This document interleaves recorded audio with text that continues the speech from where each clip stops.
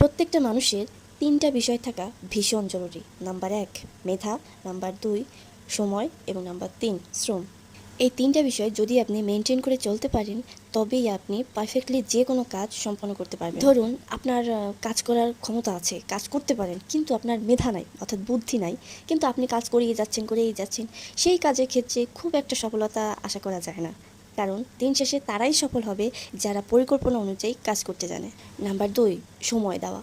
আপনি যে কাজই করেন না কেন, অবশ্যই সেই কাজটা আপনাকে ভালোভাবে শিখতে হলে সময় দিতে হবে, ভালোভাবে জানতে হলে তার পিছনে অবশ্যই সময় ব্যয় করতে হবে।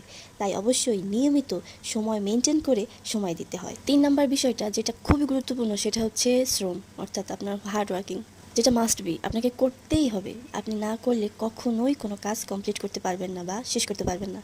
আপনার নিয়মিত সময়ের পাশাপাশি আপনি যদি শ্রম দেন, তবেই আপনি যে কোনো কাজ পারফেক্টলি করতে পারবেন। এজন্য লাইফে সাকসেসফুল হওয়াটা খুব গুরুত্বপূর্ণ। তা না হলে কেউ আপনাকে চালানোর দাম দেবে না।